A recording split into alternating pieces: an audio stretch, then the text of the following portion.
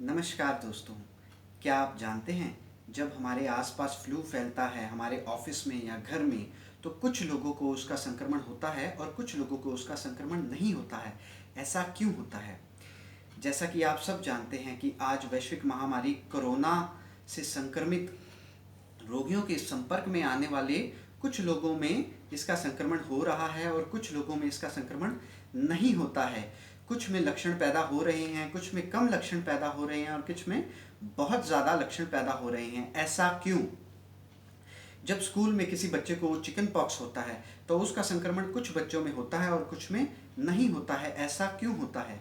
और अगर हम देखें कि कई बार परिवार के एक सदस्य में उसको किसी खास चीज़ से एलर्जी पैदा हो जाती है, लेकिन बाकी के सदस्यों में उनको एलर्जी उस चीज़ से नहीं होती है। ऐसा क्यों? दोस्तों, कुछ लोग इसको जो है लक मानते हैं और कुछ लोग इसका कारण जो है स्ट्रॉन्ग जीन्स को मानते हैं, लेकिन ऐसा बिल्कुल भी नहीं है दोस्तों। आज मैं आप सबके सामने इन्हीं सभी सवालों का जो है जवाब देने के लिए उपस्थित हुआ हूँ। मैं डॉक्टर राकेश कुमार मित्तर आयुर्वेदा में आप सबका स्वागत करता हूँ।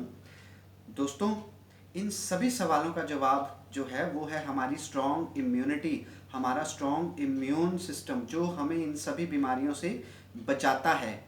अगर किसी कारणों से हमारे इम्यून सिस्टम की फंक्शनिंग प्रॉपर नहीं होती है या हमारी इम्यूनिटी कॉम्प्रोमाइज़ हो जाती है तो हमें ये सब बीमारियां जो हैं हो सकती हैं। जैसे बहुत सारे वायरल इन्फेक्शंस हैं, फंगल इन्फेक्शंस हैं, ट्यूबरक्लोसिस है, एलर्जीज़ है, एस्थमा है, कैंसर है। हम इन सभी बीमारियों से ग्रसित हो सकते हैं।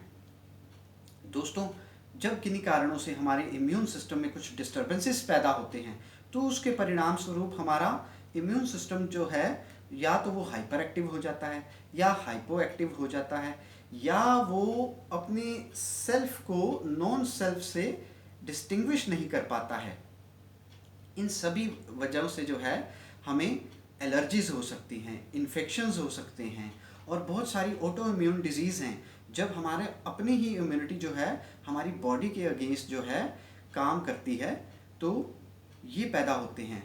ऑटो इम्यून डिजीज़ में जैसे सिस्टमिक ल्यूपस एरिथेमेटोसस है, रूमेटाइड अर्थराइटिस है, सोरियासिस है, क्रोन्स डिजीज़ हैं, ये बीमारियां आती हैं।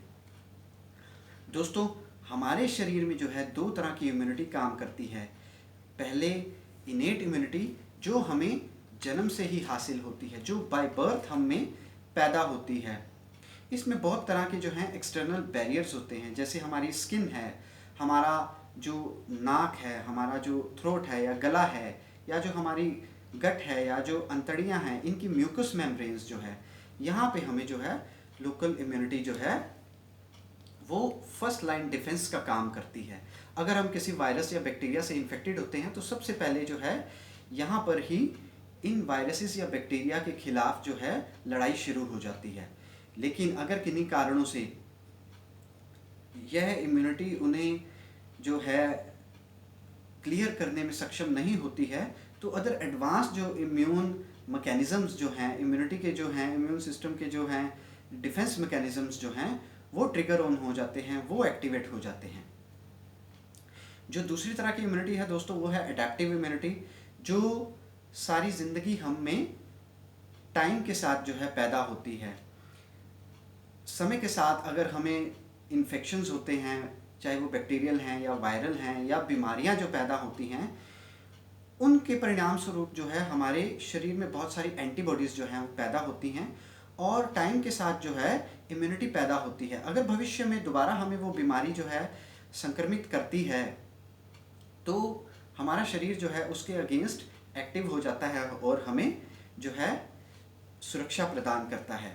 तो समय के साथ जो है हमारे बॉडी में इम्यूनोलॉजिकल जो है एक मेमोरी बिल्डअप हो जाती है जिससे हमें जो है एक सुरक्षा कवच मिलता है। दोस्तों, यह सच है कि हमारी जीन्स जो हैं वो हमारे इम्यून सिस्टम को अफेक्ट करती हैं, पर हम अपनी जेनेटिक मेकअप जो है उसको चेंज नहीं कर सकते, उसको बदल नहीं कर सकते। लेकिन हम अपनी इम्यूनिटी या इम्यून सिस्टम को बीमारियों से लड़ने के खिलाफ जो है और मजबूत बना सकते हैं। स्ट्रॉन्ग जो है बना सकते हैं। हमारा जो इम्यून सिस्टम है उसको बहुत सारे फिजिकल, केमिकल और बायोलॉजिकल ऐसे एजेंट्स होते हैं जिससे हम स्टिमुलेट कर सकते हैं या सप्रेस भी कर सकते हैं। दोस्तों, ये जो एजेंट्स हैं ये सिंथेटिक ओरिजिन के भी हो सकते हैं, एनिमल ओरिजिन के भी हो सकते हैं और प्लांट ओरिजिन के भी हो सकते हैं।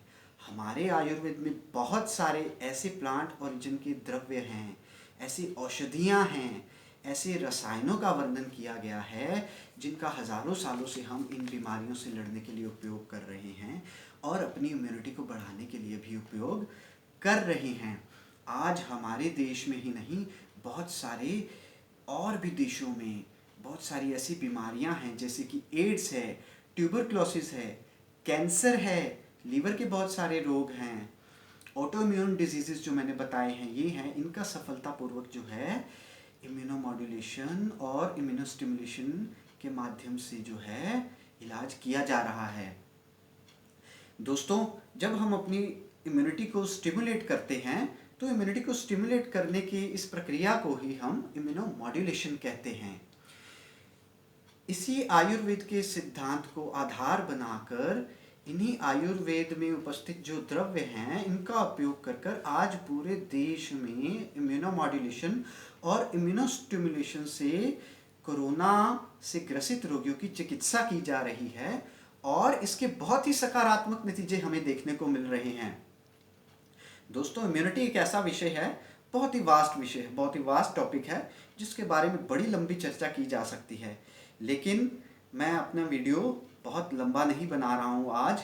अगर आप इम्यूनिटी के बारे में और जानना चाहते हैं, अगर आप यह जानना चाहते हैं कि कैसे सरल और साधारण जो हैं कुछ उपायों का, कुछ द्रव्यों का उपयोग करके हम अपनी इम्यूनिटी को कैसे बढ़ा सकते हैं, तो आप प्लीज़ मेरे आने वाले वीडियोस को ज़रूर देखें। अगर आपको मेरी बताई हुई बातें पसंद आई हैं दोस्तों, तो मेरे इस चैनल को ज़रूर सब्सक्राइब करें, लाइक करें और आप क्या जानना चाहते हैं इम्यूनिटी के बारे में उसको भी कमेंट बॉक्स में ज़रूर मुझे बताएं। दोस्तों, अगर आप इम्यूनोमॉड्यूलेशन और इम्यूनोस्टिमुलेशन थेरेपी से अपनी इम्यूनिटी को बढ़ाना चाहते हैं तो नीचे डिस्क्रिप्शन में दिए गए हमारे नंबर पे आप हमें संपर्क कर सकते हैं। दोस्तों, आज के लिए ही बस इतना ही मैं अपना कहूँगा और यहीं पर मैं ख़त्म करूँगा। धन्यवाद, सुखी रहिए, निरोगी रहिए, फिर मिलेंगे।